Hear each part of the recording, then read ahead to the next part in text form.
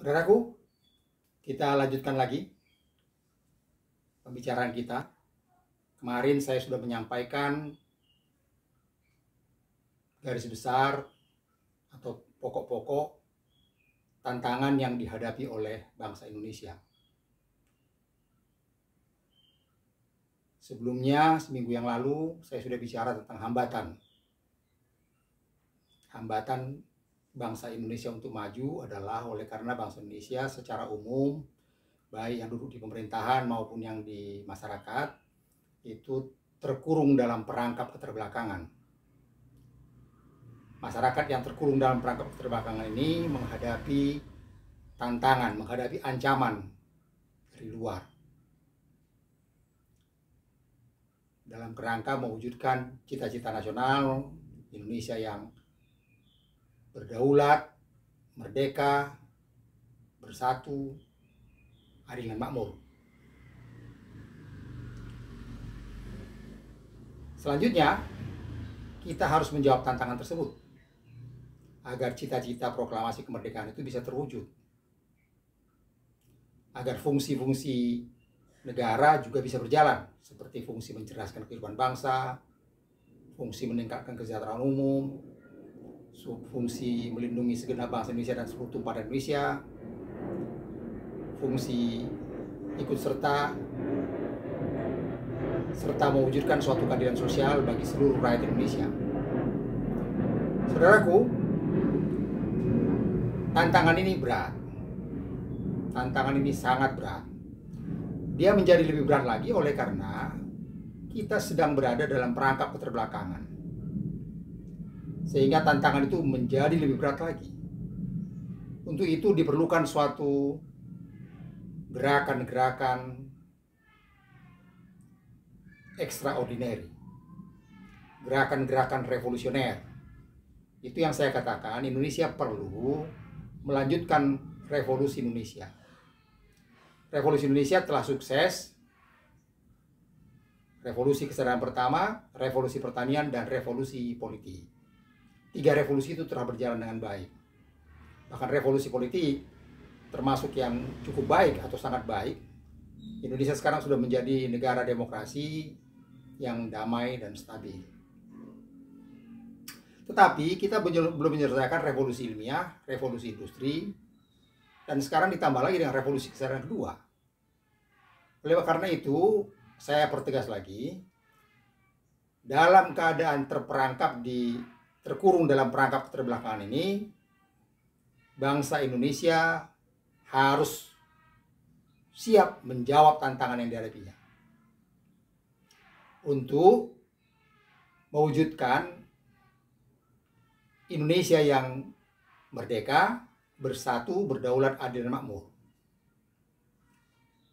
Menjawab tantangan tersebut, menurut hemat saya, adalah dengan menjalankan revolusi Indonesia lanjutan yang terdiri dari revolusi ilmiah, revolusi industri, dan revolusi kesadaran kedua.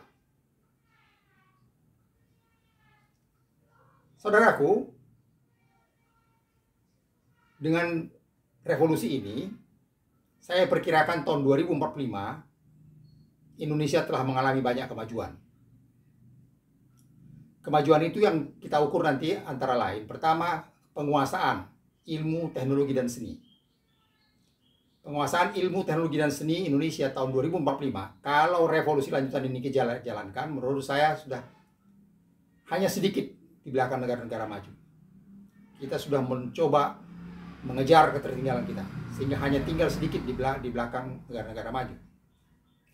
Industri, pertanian, jasa, dan pemerintahan sudah berjalan dengan menerapkan ilmu, teknologi, dan seni yang terbaru. Itu ukuran yang pertama.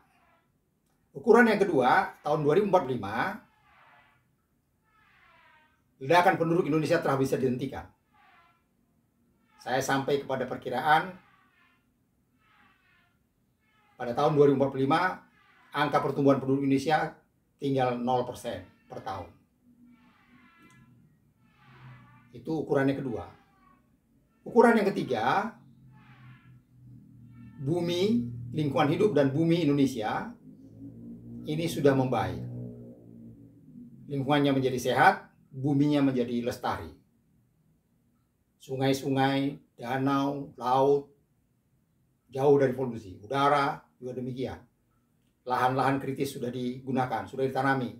Hutan-hutan sudah dikembalikan seperti semula. Dan seterusnya, dan seterusnya. Tahun 2045, kalau revolusi kita berhasil, lingkungan hidup dan bumi Indonesia kembali membaik seperti semula. Tentu tidak persis seperti semula karena ada perubahan-perubahan penggunaan lahan. Dan seperti yang saya katakan dulu, kita jangan tanggung-tanggung. Dalam menjalankan revolusi Indonesia lanjutan ini, kita keringkan itu Laut Jawa. Dan kita ubah menjadi dataran rendah gotong royong. Saya perkirakan kalau itu kita kerjakan, tahun 2045 itu juga telah selesai atau minimal hampir selesai.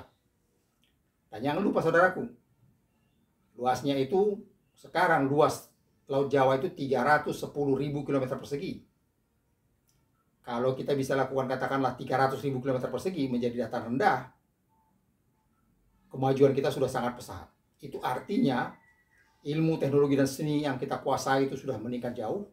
Peralatan yang kita produksi, yang kita gunakan juga sudah seimbang dengan peralatan yang diproduksi dan digunakan oleh negara-negara bangsa-bangsa maju.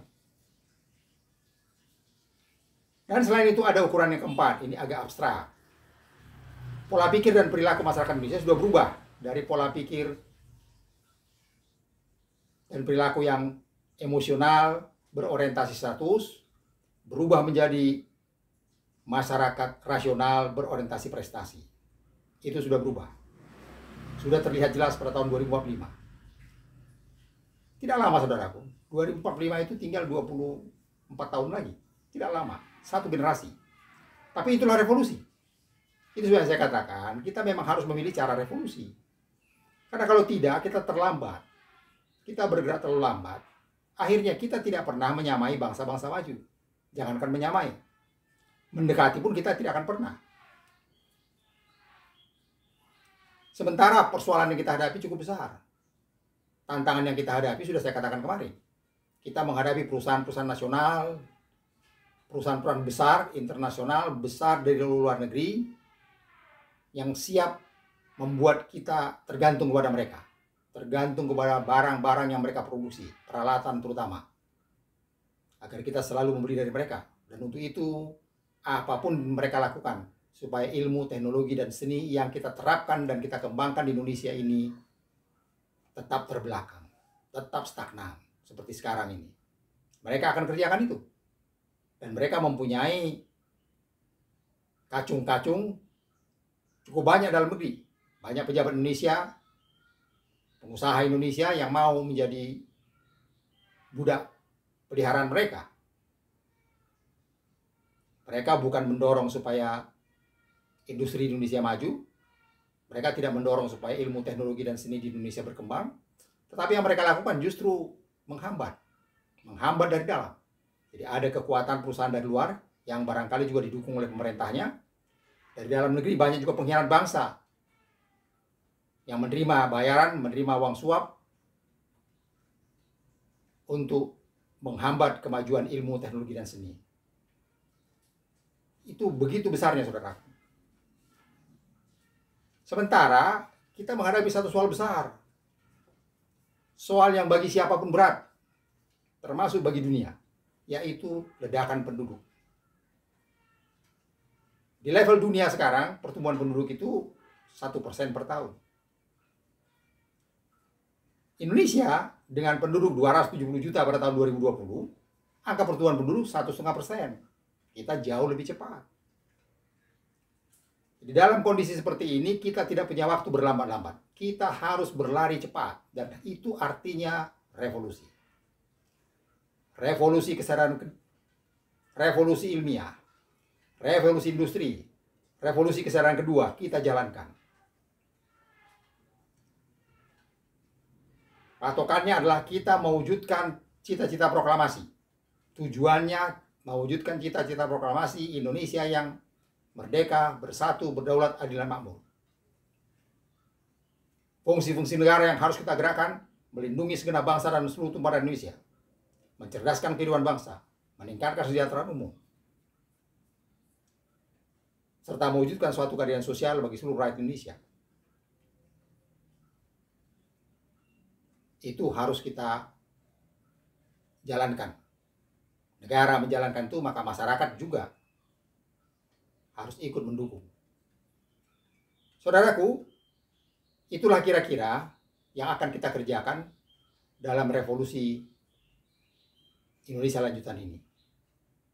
Kita menjawab tantangan bangsa yang sudah cukup berat itu, dalam kondisi kita sekarang sedang terperangkap dalam perangkap keterbelakangan kita, yang juga ketat menghambat. Tapi saya percaya, kalau pemuda-pemuda Indonesia, kalau anak-anak bangsa Indonesia, masyarakat Indonesia, sudah mau berubah menjadi patriot bangsa, tantangan bangsa itu akan kita selesaikan dengan cepat. 2045 kita sudah berubah menjadi lebih maju, maju bersama, lebih makmur, lebih adil, lebih sejahtera. Terima kasih saudaraku, sampai sekian dulu, kita jumpa lagi pada lain kesempatan.